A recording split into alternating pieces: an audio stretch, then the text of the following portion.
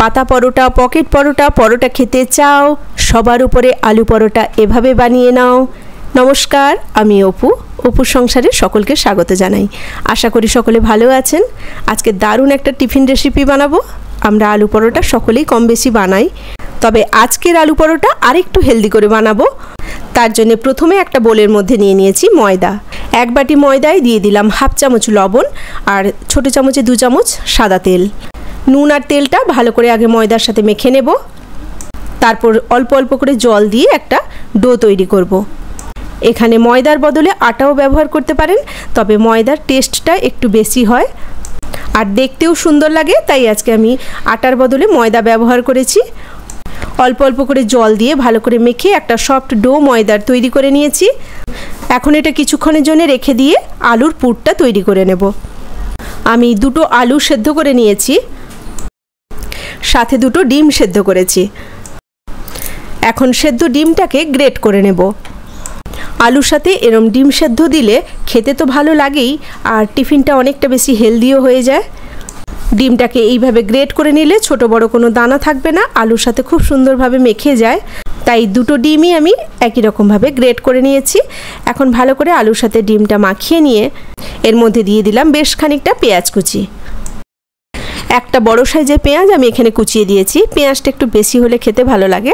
এরপর দিলাম কাঁচা লঙ্কা কুচি, কাঁচা লঙ্কাও প্রায় 2-3টে কাঁচা লঙ্কা কুচি করে দিয়েছি। আর দিলাম ধনেপাতা কুচি,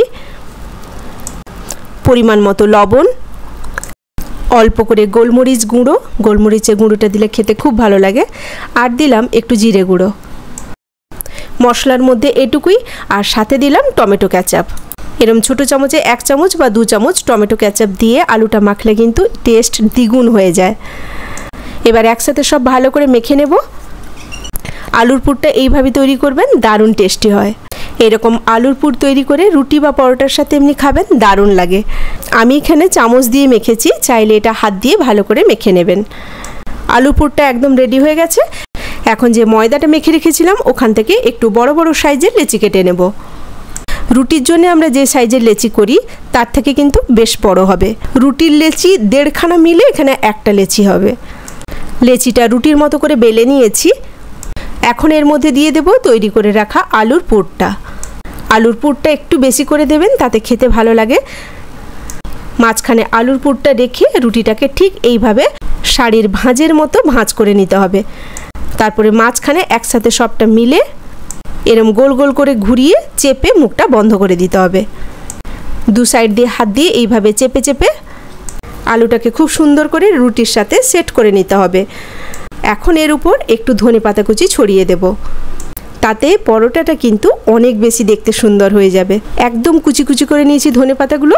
তারপরে এরকম চারিদিকে ছড়িয়ে দিয়ে হাত দিয়ে একটু চেপে সেট করে নিব। একদিক হয়ে গেলে উল্টে দিয়ে এপাশেও অল্প অল্প করে ধনেপাতা কুচি দিয়ে চারিদিকে ছড়িয়ে হাত দিয়ে চেপে চেপে একদম সেট করে নেব। এটা হাত দিয়ে চেপে চেপে বেশ খানিকটা বড় হয়ে গেছে।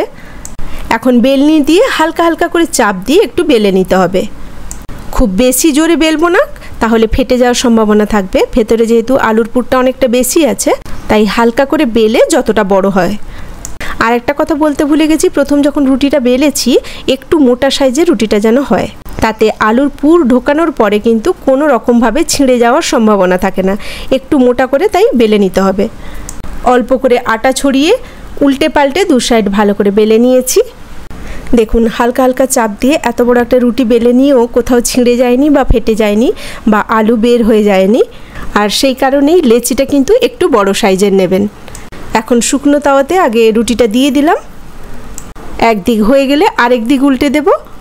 তারপর অল্প সামান্য একটু সাদা তেল ওপরে ওপরে ছড়িয়ে দিয়ে উল্টে পাল্টে দিতে হবে। আর এভাবে লো ফ্লেমে পরোটাটা ভাজতে থাকবেন, খুব বেশি তেলও লাগবে না। এবার দেখুন কেমন আস্তে আস্তে ফুলতে শুরু করেছে। আমি খুবই কম তেল দিয়েছি, দেখেই বুঝতে পারছেন। তাও দেখুন পরোটাটা কত সুন্দর ফুলে উঠেছে, একদম বলের মতো ফুলে গেছে। পরোটাটা দেখতে যেমন সুন্দর হয়েছে, খেতেও দুর্দান্ত হয়েছিল। আর এরম আলুর পরোটা বানালে আলাদা করে সস বা কোনো কিছুই লাগবে না। এরম আলুর পরোটা দুটোর জায়গায় 4টে খেতেও কোনো অসুবিধা হবে না। পরোটাটা যেমন টেস্টি তেমন হেলদি, তাই বাচ্চাদের স্কুলে বা অফিসে টিফিনে বানিয়ে দিতে পারেন। কেমন লাগলো আজকের এই আলু পরোটা রেসিপি ছোট্ট একটা কমেন্ট করে জানাবেন। আর যদি ভালো লেগে থাকে তাহলে একটা লাইক দিয়ে দেবেন।